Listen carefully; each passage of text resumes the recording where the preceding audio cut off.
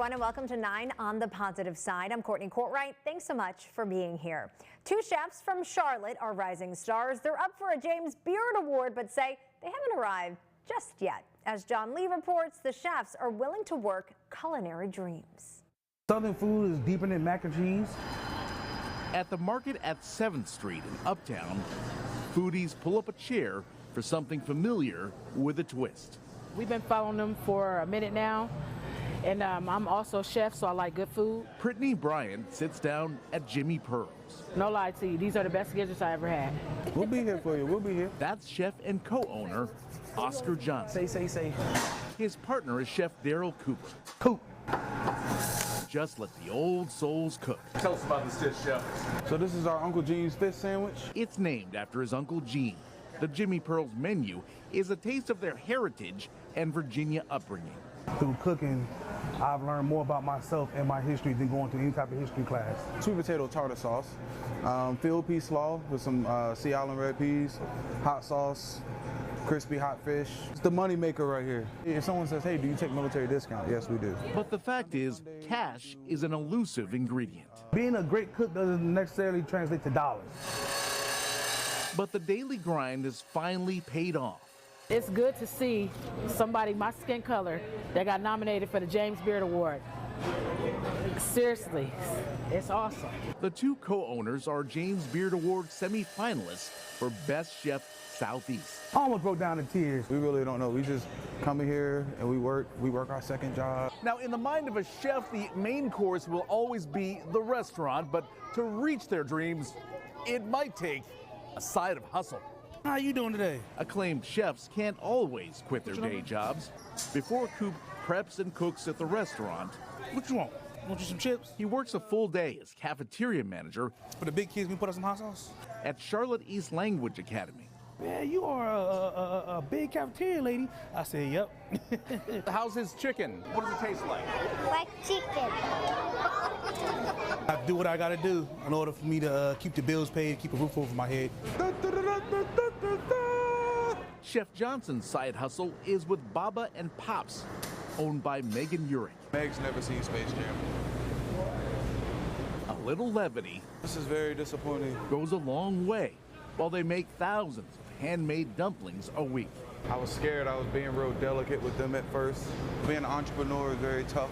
So, you got to still take care of your family and all your responsibilities. The extra dough from a second job helps the chefs hang on through the struggles. If you really believe in yourself, no matter what's going on, just keep your head down and keep on showing up. We have potato wedges. We have field pea slaw. They plan on opening a Jimmy Pearl's brick and mortar location this year. Having a beard nomination in the midst of all the things that we've been through, it just gives us a great feeling of accomplishment and something to keep us going. And now they're so close to their goal, they can almost taste it. In Charlotte, John Lee, Queen City News.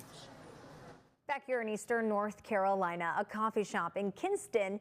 At a coffee shop in Kinston, the owners hope you leave with good drinks, food, and a smile. This is B Mocha Coffee Shop in Kinston. It opened in February. They have a variety of coffee, drinks, desserts, and so much more. These two former daycare owners made the switch to coffee because they say they love it and they love people too. But they come in the door, we're feeding them with positive, they're leaving with smiles. If they're coming in with a frown, they're leaving with a smile on their face. Because our energy alone is just contagious. B Mocha Coffee Shop is on West Vernon Avenue in Kinston. They also have a second location in Williamston. We have more information on our website, WNCT.com. The story is an online original. If you love breakfast foods, this might be the story for you. Check this out. Rezzy's Perfect Pancakes started in January, and it's all centered around the owners cooking breakfast for himself every single morning. He started experimenting with different toppings and syrups. Eventually, he and his wife were seriously considering taking their show on the road. They slowly gathered the money and made it all happen. Well, Rezzy's Perfect Pancake got started because first I love breakfast. I love pancakes. So the years that I have been working early in the mornings, there will be tricks and trades of how I wanted to do my pancakes. And obviously I was the only one up at 4:30 in the morning to eat. So To find out more about Rezzies, head over to our website, WNCT.com, under the Online Originals tab. Happy birthday, Miss Magnolia. Happy birthday to you. A woman from Florida is celebrating turning 106. Magnolia got a birthday party full of magic at the happiest place on earth. Miss Jackson visited Disney World for the first time. She was greeted with music, balloons, and a big cake, of course, to celebrate. Jackson got to tour the park before heading over to Epcot, where she embraced her love for gardening at the International Flower and Garden Festival. It feels good when you see all these people standing around looking at me. You just think about it, a lot of these people I hadn't seen in a long time, and it feels real good to know that they hadn't forgot me. Well, Frank Myers of Greensboro, North Carolina, who you just heard from, has certainly left his mark on this world as he celebrates a huge milestone. The World War II veteran turned 100 years old last Sunday. Friends and family gathered for the celebration held at Faith Baptist Church in Archdale. Frank and his wife Cleo have been married for 76 years. A happy birthday to him. The organization NC Support Our Troops is giving service members across the world some sweet treats. There they are. They're getting 18,000 boxes of Girl Scout cookies from a troop in the western part of our state. That's right, 18,000 boxes. These boxes will now go out to troops all over the world. If you would like to donate some Girl Scout cookies or anything the organization might need for their care packages, you can go to their website. We'll have that linked over on our website, WNCT.com. If you have a story idea, you can send it on over to us through an email. We want to hear about all the positive things happening where you live. The email is right there on your screen. It's newsdesk@WNCT.com. You can also reach out to us on social media. We're honoring remarkable women. Next on 9 on the positive side, how one local woman is working to get people all across eastern North Carolina to learn a life-saving measure. All through the month of March, our parent company, Nexstar, is recognizing remarkable women making a difference right here in our local communities. Today, we learn about the work of Brittany Grillo, a nurse and mom, working to bring CPR education to Bibb County and beyond. On your side, Sarah Gray-Barr has her story. Help others, help others. That's Brittany Grillo's mission. So we have 911, and that's great. And, you know, they respond very quickly. To be able to do CPR in the moment, like as soon as it's needed, can make the world of difference. Brittany was a CNA before she was a nurse. While taking CPR classes for her certification, she remembers that feeling of nervousness. And I remember leaving thinking, I pray I never have to do that because I don't know what I'm doing. That's one of the reasons she started CPR United, a CPR training company. She's the sole instructor, a one-woman show. A lot of people take it just because they have to take it, right? But they have to take it because they're trying to get somewhere or they're trying to meet some goal. And so, like I said, to be a part of that process is just such a blessing to me. She says her family motivates her. Her son, Jackson, inspires her. If I didn't have them, I probably wouldn't be as far as I am today. When Jackson was born, I was a delivery driver. I delivered pizza.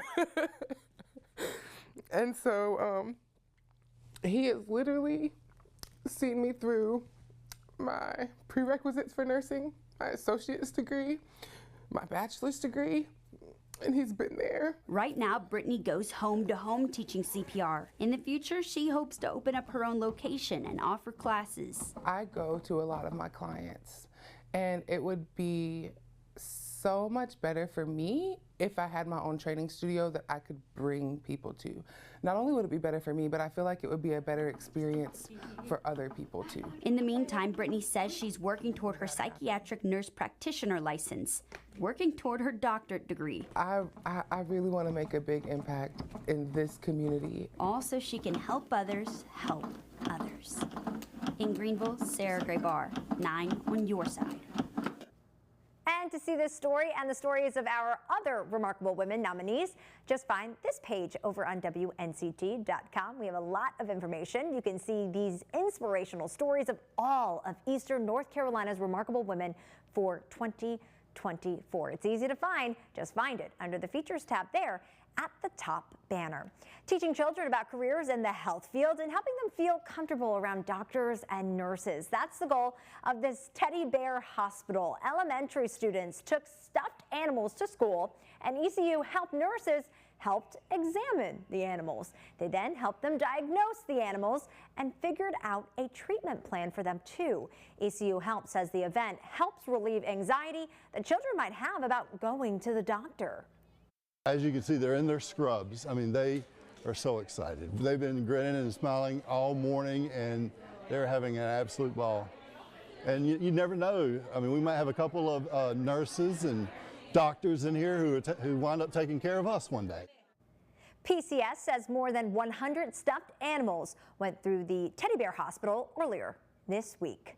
Next on 9 on the positive side, how a business in Bayboro is connecting people in more ways than one.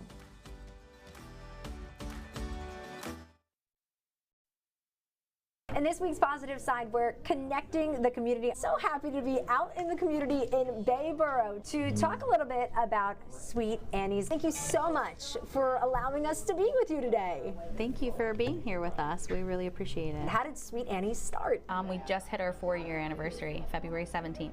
So we opened February 17th of 2020, and 3 weeks later, COVID hit.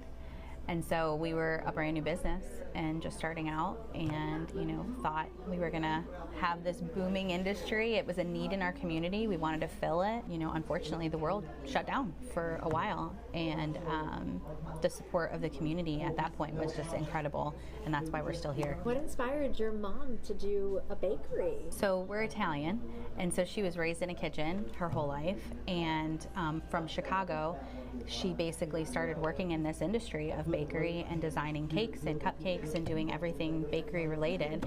And then when they moved down here, we had this opportunity come up when my son was sick, and so we kind of just dreamt of this happening, and it came forward right after he passed away, and it's been amazing. It was kind of our form of therapy of creating this, designing it. We did all this ourselves, all the work here, and it's been great. I would say 98% of the people that walk through the doors are family in a sense. They feel like family because they've gotten to know us over the last 4 years. We know each other's coffee orders by heart. It's a family business through and through, and the community's the same way. What makes Sweet Annie's different than other businesses? Personal touches, and I think the connections that Mom has made personally with everybody in the community, and she is the first one that people call if they need something. She will drop everything that she needs to go help that person. She's donated, I don't know, thousands of pastries to the local church that we go to. We hold groups here that people in the community are like, hey, is it okay if we come here? Mom has opened her doors to all of those things, and this business was kind of our hub, our headquarters, where we talk it out with our family, like what would we like to do in March and April. June of every year is my son's birthday, so we do a toy drive, because offsetting it from Christmas when people do donate to the hospital, but then there's this gap through the year that people don't realize, and we did because we lived in the hospital for 1.5 years, so we know where those gaps are not met. So we're able to do that through here, but the community is who gives it to us. If somebody comes into Sweet Annie's, what can they expect? Well, that usually the first thing is a smile. Yes. Pretty much right off the bat. Smiles, pastries, donuts, all sorts of coffee products, both hot and cold. There's a lot of things that you can come and get here. Mom does custom cake orders and cupcakes, and a lot of it's good conversation. I've met a lot of really neat people here. We have a table called the family table now, where we have put 2 tables together. It is incredible to see the different people from different backgrounds, different places in the country or the world. We have people from all over the world child coming into the shop. And they all sit together and we all talk. You know, we got support when we needed it in our hard time. And we know when we opened, we never expected the world to have a hard time together. And so we've been able to open our doors to people that have needed things, and families that have needed food know that mom at closing time has potential leftovers and they come for their family and she will give it to them. And that's something that was her dream and it came true, and that's what we're here for. Tuesday through Friday, we are open from 6:30 to 2:30. Saturdays we're open from 6:30 to 1 o'clock. I think I would like to see in the future, I know this quarter specifically has been so challenging for most businesses, especially in the smaller towns, and just to see people go back out like they did during COVID and support in whatever area they can. It may not be, you know, monetary, it may be sharing a Facebook page post, you know, just something that it doesn't have to be something where you're paying money to do. I know it's dwindled and people are struggling, and just if they are struggling, you know, how can we pray for you? There's things that we can do too that aren't just giving back in a physical, tangible way. It's, you know, that's what we're here for. If you'd like to learn more about Sweet Annie's, just head over to our website, WNCT.com. We'll be right back. Many painters take their time, but one woman says she doesn't have to. Chad Tucker introduces us to a North Carolina woman who calls herself a speed painter. Right through here is where the magic happens. Oh, that's my line. Oh no! I started during COVID and I did weddings.